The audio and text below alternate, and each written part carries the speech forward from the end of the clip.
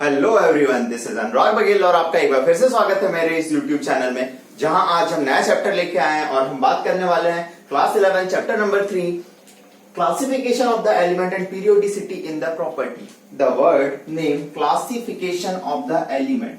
चलिए भाई, एलिमेंट को क्लासिफाई करना, उन्हें हम कैसे करेंगे।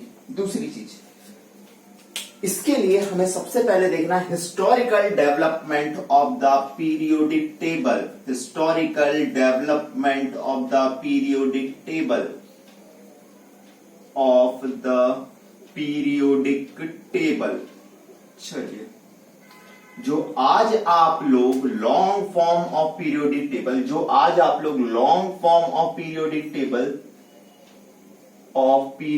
टेबल, या आप लोग मॉडर्न पीरियोडिक टेबल देखते हैं, जिसमें एलिमेंट्स को on the basis of their atomic number classify किया गया है। लेकिन इस पीरियोडिक टेबल को बनने के लिए इसकी जो हिस्ट्री है वो जानना हमें जरूरी है।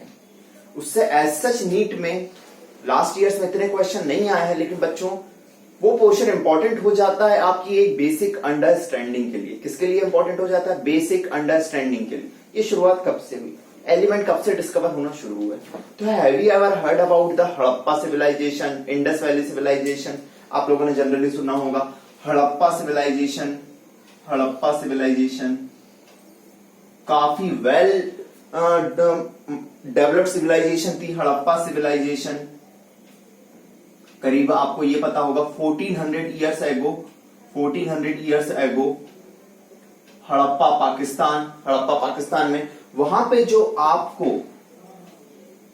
इंस्क्रिप्शन और मैन्यूस्क्रिप्ट, आपने शायद बेसिक्स पढ़ा होगा सोशल स्टडीज में, उसमें आपने देखा कि आपको कुछ एलिमेंट उस टाइम पे पता थे। आयरन हो गया, कॉपर हो गया, and they also use bronze मतलब एलॉय, मतलब वो मेटल को मिक्स करना जानते थे। ब्रॉन्ज किस से मिलकर बना होता है? कॉपर और टिन से मिलकर बना होता है। उस टाइम के लोगों को सिल्वर और गोल्ड का भी पता था। गोल्ड तो कर्नाटका से आता था, उस टाइम के लोगों को सिल्वर और गोल्ड का भी पता था। मतलब ऐसा नहीं है कि एलिमेंट के बारे में लोगों को आज पता है। This is known from 1400 years ago. चलिए भाई, लेकिन एलिमेंट नोन थे उस टाइम पे बच्चों, सिर्फ एलिमेंट पता थे। उन्हें क्लासिफाई करने की शुरुआत कब से हुई? तो जनरली 1800 तक आपके पास 31 एलिमेंट डिस्कवर हो चुके थे। चलिए भाई, कितने एलिमेंट डिस्कवर हो चुके थे? 31 एलिमेंट डिस्कवर हो चुके थे। लेकिन एलिमेंट को क्लासिफाई करना, चैप्टर का पहला हेडिंग ही है क्लासिफिकेशन ऑफ एलिमेंट। एलिमेंट को क्लासिफाई करने की सबसे पहली शुरुआत करी अपने साइंटिस्ट डॉबरेनर्स ने, और उन्होंने तीन के ग्रुप में एलिमेंट को अरेंज करा on the basis of their atomic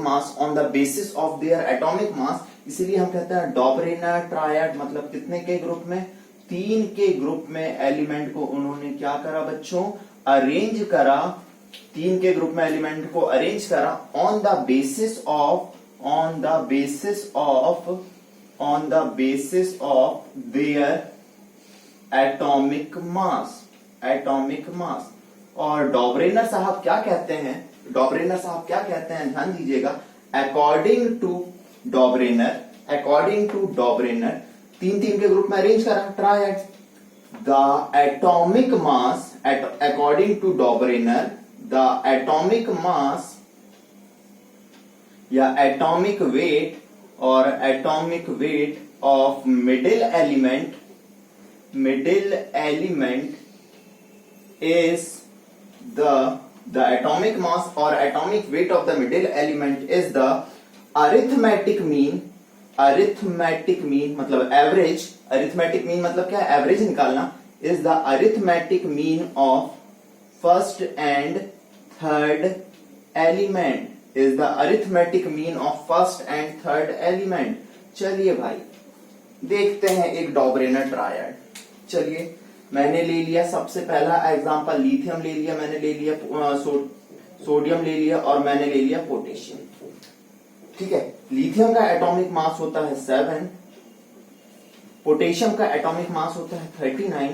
तो the atomic mass of the middle element, और मैं ये कहूं कि द एटॉमिक मास या अप्रोक्सीमेट एटॉमिक मास, उस टाइम पे इतना टेक्नोलॉजी का डेवलपमेंट नहीं था, तो मैं एग्जैक्ट एटॉमिक वेट ना बात करके कि अगर उन्होंने अप्रोक्सीमेटली भी निकाल, मतलब उस टाइम में क्लासिफिकेशन की उन्होंने शुरुआत करी, ये बहुत बड़ी बात है। चलिए तो भाई the atomic mass of sodium, तो the atomic mass of sodium is equal to the arithmetic mean of other two element, या the atomic mass of the middle element is the arithmetic mean of other two। चलिए निकाला 46/2। आज हमको पता है sodium का atomic mass 23 होता है, मतलब उन्होंने जो बताया बात सही थी, बिल्कुल उन्होंने जो बताया वो बात सही थी। चलिए दूसरी चीज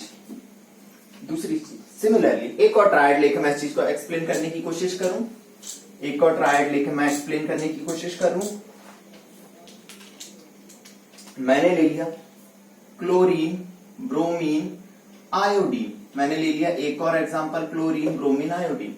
चलिए भाई क्लोरीन का एटॉमिक मास होता है 35.5, आयोडीन का एटॉमिक मास होता है 127।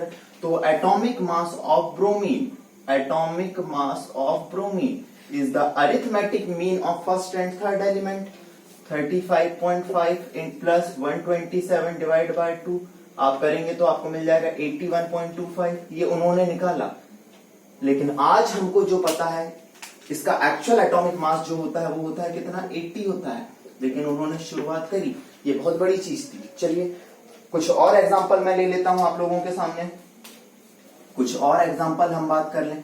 Calcium, strontium, barium, the atomic mass of the middle element is the same of first and third element. Similarly एक और एग्जांपल ले लेता हूं, आयरन, कोबाल्ट, निकेल। एक और एग्जांपल ले लेता हूं मैं, आयरन, कोबाल्ट, निकेल। तो these are the examples of the Dobereiner triad. चलिए दूसरी चीज, अगली कहानी जो आती है डॉबरेनर के बाद वो आती है डी शैंकोटियस टेल्यूरिक हेलिक्स। देखते हैं बच्चों क्या होता है। हिस्टोरिकल डेवलपमेंट में पहला हो गया डॉबरेनर ट्रायड, ठीक है। दूसरी कहानी जो आती है वो आती है डी शैंकोटियस टेल्यूरिक हेलिक्स। जो डी शैंकोटियस था कोई केमिस्ट नहीं था, ये था इंसान जियोलॉजिस्ट। कोई no one is going to ask you who was de Chancourtois, और कोई ये भी नहीं पूछेगा टेल्यूरिक हेलिक्स पे कभी क्वेश्चन नहीं आया इतना एज सच।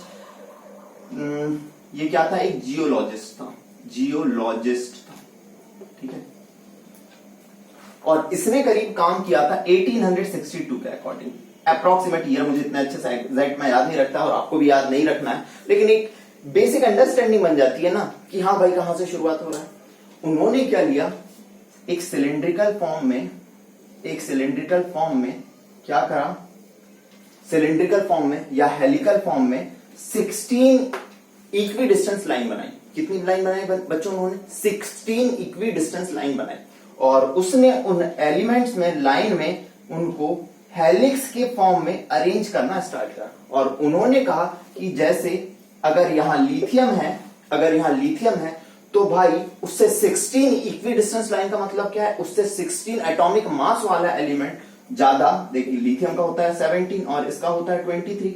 16 एटॉमिक मास वाला एलिमेंट, 16 एटॉमिक मास ज्यादा वाला एलिमेंट उसके जस्ट नीचे आएगा। ऐसे उसने जितने एलिमेंट अरेंज थे उनको अरेंज करने की कोशिश करी। यहाँ 16 इक्वी डिस्टेंस लाइन बना ली उसने, ऐसे ऐसे ऐसे ऐसे ऐसे, लेकिन ये इतना इंपॉर्टेंट नहीं है। जैसे यहाँ लिथियम था तो लिथियम यहाँ रख देगा, पोटेशियम हो या पोटेशियम, लिथियम तो यहाँ रख देगा वो बेरिलियम, बेरिलियम के नीचे कौन आ जाएगा, यहाँ आ जाएगा मैग्नीशियम। ऐसे उसने अरेंज करने की कोशिश करी। ये आपने को इतना डिटेल में नहीं है, चलिए इस चीज को छोड़ते हैं। ये था बेसिक अंडरस्टैंडिंग टेल्यूरिक हेलिक्स की अपनी ना। सबसे मजेदार कहानी आती है अपनी न्यूलैंड ऑक्टेव लॉ। नाम में ही छुपा है न्यूलैंड ऑक्टेव लॉ। पहला देख लिया अपन ने, डॉबरेनर ने ट्रायड सिस्टम दिया, डी शाइन कोर्टोइस ने टेल्यूरिक हेलिक्स दिया। Octave law is given by Newland octave law. चलिए न्यूलैंड साहब क्या कहते हैं। न्यूलैंड साहब ने 1865 के अकॉर्डिंग, जहां तक मुझे याद है इतने पे ही काम किया था उन्होंने, न्यूलैंड ऑक्टेव लॉ। ऑक्टेव उनका कहना था कि भाई एलिमेंट ही वैसी ही टेंडेंसी दिखाते हैं जैसे होते हैं ना अपने 7 स्वर, म्यूजिक में 7 स्वर जैसे होते हैं। 7 स्वर या 7 स्वर, 7 स्वर कौन कौन से होते हैं रे बच्चों? सा रे गा मा पा धा नी सा रे। आवाज तो हमारी बहुत ही खराब है, किसी के लिए गा दें तो वहीं रूठ जाए, अगर किसी के लिए गाना हम गा दें तो वहीं रूठ जाए। समझ रहे हो ना, होता है ना कई लोग गाना गा के लोगों को मना लेते हैं, हम तो किसी को मना भी ना पाए। तो ध्यान दीजिए बच्चों, अगर ये फर्स्ट है, सेकंड है, थर्ड है, फोर्थ है, फिफ्थ है, सिक्स्थ है, सेवेंथ है, 7 स्वर हैं, तो फर्स्ट और 8th स्वर जो है सेम प्रॉपर्टी शो करता है। सा रे गा मा पा धा नी, फिर सा आ गया, रिपीटेशन आया फर्स्ट और 8th। ऐसे ही एलिमेंट फर्स्ट और 8th element, first and 8th element show same property, show same property. चलिए देखते हैं न्यूलैंड के अकॉर्डिंग। उनने अरेंज करा lithium, beryllium, boron, carbon, nitrogen, oxygen, fluorine. चलिए फिर उन्होंने अरेंज करा, यहां था sodium, magnesium, aluminium, silicon, phosphorus, sulphur, chlorine. फिर उन्होंने अरेंज करा यहाँ पे पोटेशियम, कैल्शियम। चलिए अब वो ये कहते हैं अगर इसे मैं फर्स्ट एलिमेंट मानूं तो second, third, fourth, fifth, sixth, seventh and this is 8th। First and 8th element show similar property या सेम प्रॉपर्टी। बिल्कुल सही है, लिथियम और सोडियम से सेम प्रॉपर्टी दिखाता है। मतलब आप देख रहे हैं कि एलिमेंट्स को अरेंज करने की शुरुआत हो चुकी थी, लेकिन ये सब लोग सिर्फ एक ही कॉन्सेप्ट का यूज कर रहे थे कि सब अरेंज कर रहे थे एलिमेंट को on the basis of atomic mass या एटॉमिक वेट। सिमिलरली अगर मैंने इसको एक नंबर का एलिमेंट मान लिया या इसको 1 माना तो 1 2 3 4 5 6 7 8 first and 8th element show similar property. This is called Newland octave law. क्या है इसमें मेन चीज, क्या है? एलिमेंट को किससे कंपेयर करा गया भाई? म्यूजिक से। उसका हो सकता है म्यूजिक का टेस्ट अच्छा होगा, या हो सकता है कि उसका ऑब्जर्वेशन अच्छा तगड़ा रहा होगा। जिंदगी में मेन चीज रखता है ना, मैटर क्या रखता है जिंदगी में? ऑब्जर्वेशन इंसान का बहुत अच्छा होना चाहिए। बीइंग अ टीचर मैं एक चीज ऑब्जर्व करता हूं कि अगर हमारा ऑब्जर्वेशन बहुत अच्छा है तो चीजों को समझना काफी इजी होता है। कि हम कोई भी चीज पढ़ें, ऑब्जर्वेशन बहुत अच्छा है तो मजा आता है, हम चीजों को क्लैरिफाई कर सकते हैं। चलिए उसने भी यही चीज यूज करी होगी, अलग अलग लोग अलग अलग तरीका। चलिए भाई न्यूलैंड ऑक्टेव लॉ हुआ तो कहां तक कहानी बढ़ चुकी है अपनी हिस्टोरिकल डेवलपमेंट में। पहला डेवलपमेंट देखा अपन ने डॉबरेनर ट्रायड, दूसरा देखा D song courteous telluric helix. भूल भी जाओ कोई मतलब नहीं है, न्यूलैंड ऑक्टेव लॉ याद रख लेना एक बार, ठीक है। चलिए अगली कहानी जो होती है Lothar Meyer curve. Lothar Meyer curve. चलिए लोथर मेयर साहब ने क्या करा? लोथर मेयर साहब ने क्या करा? उन्होंने लिया एक ग्राफ ड्रॉ करा। चलिए उन्होंने वाई एक्सिस पे एटॉमिक वॉल्यूम या अलग अलग ग्राफ में देखते हैं कि उन्होंने मेल्टिंग पॉइंट या बॉइलिंग पॉइंट के अगेंस्ट, और इधर लिया उन्होंने एटॉमिक वेट। और उन्होंने देखा, देखिए उन्हें क्या ग्राफ मिला।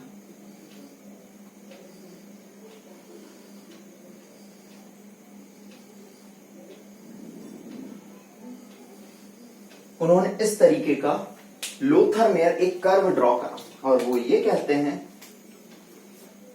कि the peak of the curve, the peak of the curve,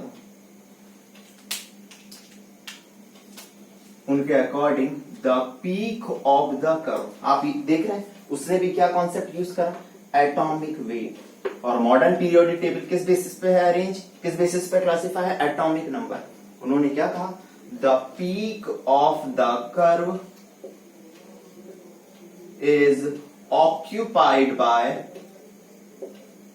peak of the curve is occupied by more electropositive metal, more electropositive metal, बिल्कुल जो भी मेटल होती है वो कैसी होती है इधर side, alkali metal, alkaline earth metal. सबसे मोस्ट इलेक्ट्रोपॉजिटिव कौन है भाई, अपनी अल्कली मेटल, लीना के आरबीसीज फरार, याद कराया ना मैंने, lithium, sodium, potassium, rubidium, caesium, इन्हें इलेक्ट्रोपॉजिटिव कहते हैं क्योंकि इनकी इलेक्ट्रोनेगेटिविटी या तो बहुत कम है, या हम ये कह सकते हैं आसानी से इलेक्ट्रॉन डोनेट कर देते हैं क्योंकि इनका साइज बड़ा है। चलिए, तो peak of the curve is occupied by the more electropositive metal, like, या हम बोल सकते हैं और अल्कली मेटल, और अल्कली मेटल कह सकते हैं। कौन कौन आते हैं अपने, lithium, sodium, potassium, rubidium, caesium. चलिए आते हैं, उनने यहां अरेंज करा लिथियम, सोडियम, पोटेशियम, रुबिडियम और इधर सीजियम, पीक। और ये जो ग्राफ दिया था ना बेटा, ये करीब दिया था 1869 के अकॉर्डिंग, और सेम टाइम पे गांधी जी पैदा हुए थे, याद होगा 1869 पे, और सेम टाइम पे ही जो मेंडलीव साहब थे उन्होंने भी, अभी इनके बाद मेंडलीव ही आएंगे, बहुत ही बड़े साइंटिस्ट, फ्यूचर देखने वाले भाई, उनको पता था फ्यूचर में क्या होने वाला है। इसके बाद आएंगे मेंडलीव, तो उन्होंने भी सेम 1869 पे काम कर रहे थे, लोग बिल्कुल काम कर रहे थे, ठीक है। चलिए, तो पीक पे, peak of the curve is occupied by the more electropositive metal like lithium, sodium, potassium, rubidium, caesium. चलिए, ये पीक है। अब ये उतार कहते हैं, उतार देखो, गाड़ी चढ़ाओ, यहाँ टॉप पे उतार रहे, उतारने में कितना मजा आता है, बुर गाड़ी नीचे अपने आ जाती है। द डिसेंडिंग, ये डिसेंडिंग है, ये डिसेंडिंग है, ये डिसेंडिंग है, ये डिसेंडिंग है, ये डिसेंडिंग है, ये डिसेंडिंग है। वो ये कहते हैं कि द डिसेंडिंग पे, दूसरा उनका कॉन्सेप्ट क्या था कि जो डिसेंडिंग है, डिसेंडिंग, उसमें कौन पाई जाती है, अपनी अल्कली अर्थ मेटल पाई जाती है। कौन पाया जाता है, अल्कलाइन अर्थ मेटल या अल्कली अर्थ मेटल। कौन कौन होती है, ग्रुप 2 की मेटल, या लेस इलेक्ट्रोपॉजिटिव मेटल कह सकता हूं मैं इनको, less electro positive metal.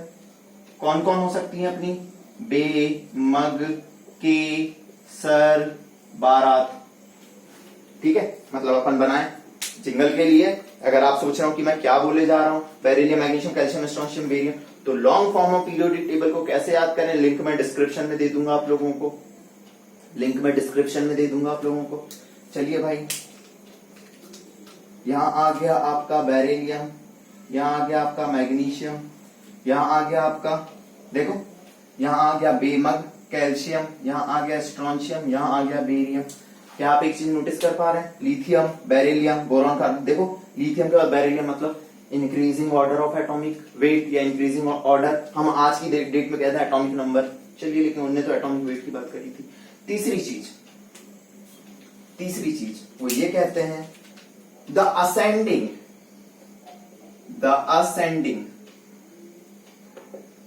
is occupied by the halogens. The ascending is occupied by the halogens. What is the meaning of halogens? Halogens means बच्चों group 17 element. Group 17. Halo मतलब होता है बच्चों salt और जन मतलब होता है forming. देखा होगा ग्रुप 17 में कौन कौन आते हैं बच्चों अपने, कौन कौन आते हैं, fluorine, chlorine, bromine, iodine, astatine. चलिए, तो उन्होंने कहा, आपने देखा होगा NaCl, NaF, सॉल्ट है अपने, क्या है, सॉल्ट है। तो असेंडिंग पे, किस पे बच्चों,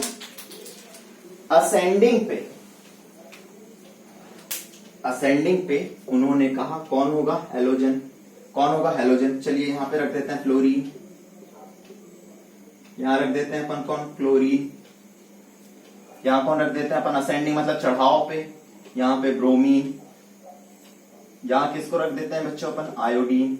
चलिए भाई, और ये जो बॉटम ऑफ द कर्व है, this is known as bottom of the curve. उन्होंने कहा यहां पे पाए जाएंगे आपके ट्रांजिशनल एलिमेंट। कौन पाया जाएगा, ट्रांजिशनल एलिमेंट।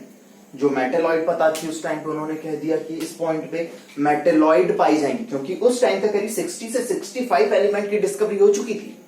1869 की बात है भाई, उस टाइम तक करीब 60 से 65 या अप्रोक्सीमेटली मेंडलीव के टाइम पे 63 एलिमेंट थे, तो 63 एलिमेंट की डिस्कवरी हो चुकी थी। तो उन्हें उनको ऐसे अरेंज करने की कोशिश करी। This is the historical development, कैसे पीरियोडिक टेबल डेवलप हुई। चलिए भाई, लेकिन ठीक है ये कहानी सही थी, लेकिन साइंटिस्ट का इसमें एक मत नहीं हुए। सबको लगा कि ये चीज सही नहीं हो सकती है कि एलिमेंट को कर्व के फॉर्म में अरेंज करा जा रहा है। तो सबसे बेस्ट दिमाग लगाता है अपना साइंटिस्ट, वो आता है मेंडलीव्स पीरियोडिक टेबल।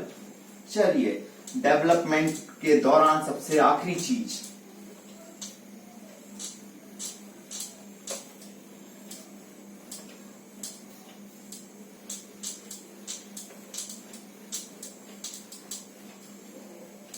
डेवलपमेंट के दौरान सबसे आखिरी चीज, ठीक है, हम बात करेंगे मेंडलीव्स पीरियोडिक टेबल की। तो भाई, हिस्टोरिकल डेवलपमेंट की अगली कहानी में अपने कौन है, Mendeleev's periodic table. Mendeleev's periodic table, मैंने अभी आप लोगों से कहा कि ये टेबल उन्होंने 1869 में बनाई थी, ठीक है, और ये पब्लिश हुई थी जर्नल में 1872 में। चलिए, according to Mendeleev's, according to Mendeleev's,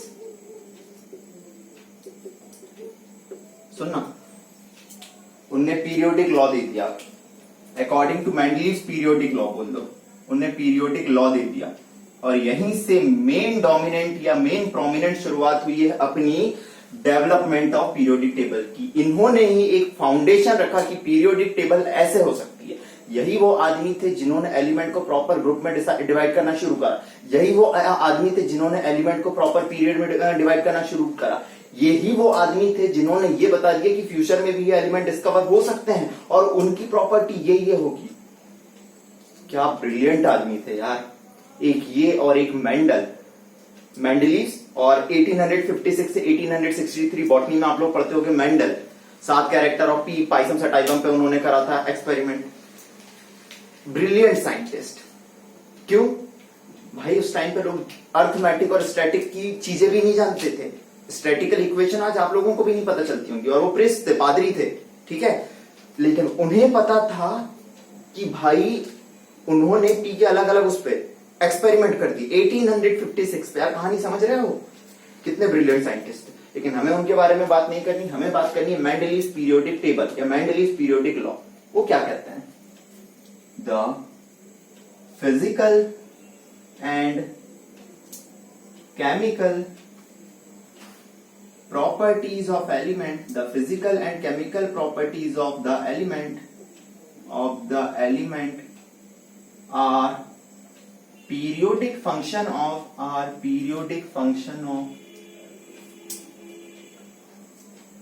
their atomic weight।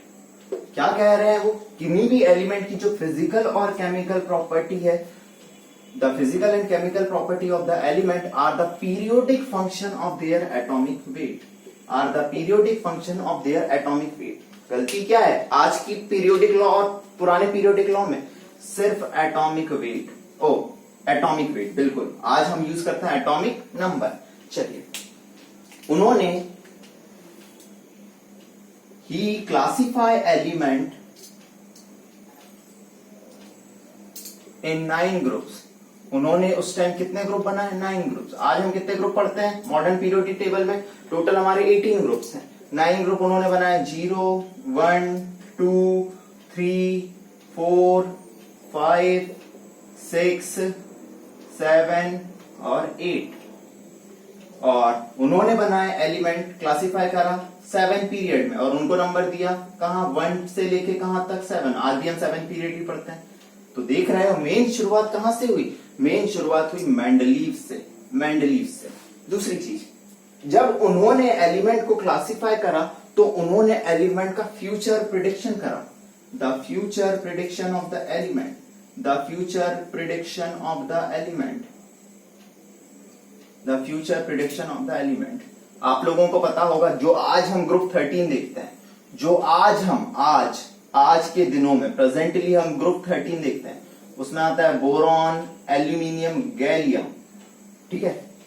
उनके टाइम पे कितने एलिमेंट नोन थे? 63 elements were known, elements were known at that time, known at that time, ठीक है।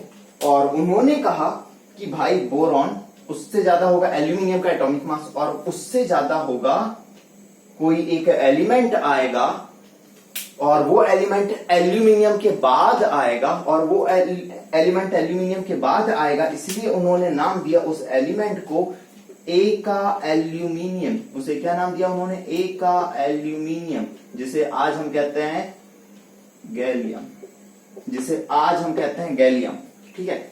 चलिए दूसरी चीज उन्होंने कही, आज जो हम ग्रुप 14 पढ़ते हैं, कार्बन, सिलिकॉन, जर्मेनियम, हम क्या पढ़ते हैं? जर्मेनियम। मतलब सिलिकॉन के बाद उन्होंने कहा कि कोई एक एलिमेंट आएगा, उसका एटॉमिक मास इतना होगा और उसकी प्रॉपर्टी ये होंगी, और वो चीजें सही भी निकली, वो चीजें बच्चों सही भी निकली, और उस एलिमेंट को उन्होंने नाम दिया ए का सिलिकॉन। ये क्वेश्चन पूछा जाता है कि द ए का एल्यूमिनियम इज नोन, ए का एल्यूमिनियम नाम किसको दिया जाता है, एंड ए का सिलिकॉन नाम किसको दिया जाता है? तो ए का सिलिकॉन किसको नाम दिया जाता है?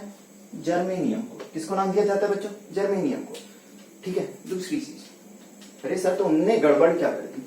गड़बड़ सबसे पहली बात हुई कि उनके डीमेरिट्स क्या थे? उनके डीमेरिट्स ये थे कि कुछ जगहों पे प्रॉपर्टीज एटॉमिक मास बढ़ने के साथ बढ़ती या घटती नहीं है।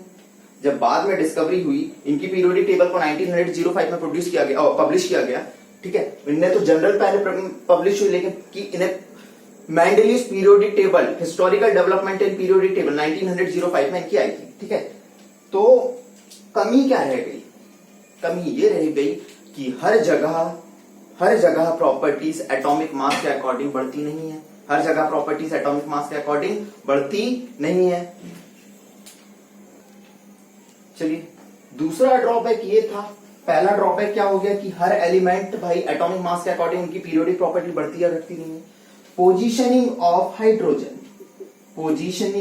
हाइड्रोजन, उनको ये कंफ्यूजन आ गया बच्चों की हाइड्रोजन की प्रॉपर्टी ग्रुप वन उस टाइम अल्कली जो मेटल थी 1A में, उन्होंने ग्रुप को सब ग्रुप में भी डिवाइड करा था, ग्रुप को सब ग्रुप्स में भी डिवाइड करा।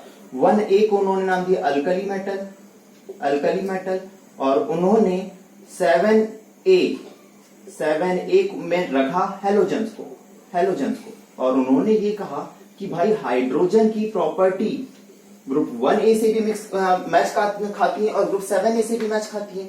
मतलब हाइड्रोजन की पोजीशन उस टाइम पे क्या नहीं थी बच्चों? फिक्स नहीं थी। हाइड्रोजन की पोजीशन उस टाइम पे फिक्स नहीं थी। अगली चीज, तो इससे हमें पता चला पोजीशन ऑफ हाइड्रोजन की फिक्स नहीं। इसके अलावा अगला ड्रॉबैक क्या थे उनके? अगले ड्रॉबैक थे, उन्होंने लिथियम सोडियम पोटेशियम के साथ एक ही ग्रुप में कॉइनेज मेटल्स को रख दिया। कॉइनेज मेटल्स कौन कौन थी? Iron, cobalt, nickel. चलिए अगली चीज, अगला ड्रॉबैक आइसोटोप क्या होते हैं? जिनका एटॉमिक नंबर कैसा होता है? एटॉमिक नंबर, आइसो मतलब सेम और टोप मतलब एटॉमिक नंबर या पोजीशन। टोप मतलब होता है पोजीशन। तो भाई जिनका एटॉमिक नंबर सेम लेकिन डिफरेंट एटॉमिक मास हो तो फिर तो आइसोटोप को अलग अलग जगह पे रखना पड़ेगा, क्योंकि इन्होंने एटॉमिक वेट या एटॉमिक मास लेके रखा है, फिर तो आइसोटोप की पोजीशन अलग अलग रखनी चाहिए। लेकिन ऐसा बिल्कुल नहीं होता। अगर हाइड्रोजन के 3 आइसोटोप हैं, प्रोटियम, ड्यूटेरियम, ट्राइटियम, तो आज की डेट में तो हमें पता है कि हाइड्रोजन को एटॉमिक नंबर के बेसिस पे डिवाइड, पीरियोडिक टेबल को एटॉमिक नंबर के बेसिस पे क्लासिफाई करा गया है। लेकिन उस टाइम पे तो उन्होंने क्या करा? Atomic wait. फिर तो भाई आइसोटोप को भी अलग अलग जगह देना चाहिए। ये सारे ड्रॉबैक देखते हुए उन्होंने जो फ्यूचर डेवलपमेंट आया long form of periodic table का, उनमें सिर्फ एक कहानी बदली गई, एटॉमिक वेट की जगह एलिमेंट को क्लासिफाई किसमें किया गया, एटॉमिक नंबर में। ठीक है, किसमें क्लासिफाई किया गया, एटॉमिक नंबर में। ये पूरा अपना हिस्टोरिकल डेवलपमेंट था किसका, पीरियोडिक टेबल का, कि हम इसके बाद आएंगे long form of periodic table में, यहां तक हम कैसे पहुंचे। यहां तक अगर आपने वीडियो देखा है तो चैनल को सब्सक्राइब करना और बच्चों वीडियो को लाइक करना बिल्कुल भी ना भूलें, और जितना शेयर कर सकते हैं उतना शेयर करें। ठीक है, बाकी long form of periodic table कैसे याद करते हैं, मैंने एक 2 मिनट की जिंगल भी बना के रखी है, उसे मैं अपने डिस्क्रिप्शन में उसकी लिंक दे दूंगा। ठीक है, डिस्क्रिप्शन में उसकी आपको लिंक मिल जाएगी। इसके नोट्स भी मैं अवेलेबल करा दूंगा डिस्क्रिप्शन में, आप डायरेक्टली वहां से भी डाउनलोड कर सकते हैं। चलिए, आज के लिए धन्यवाद।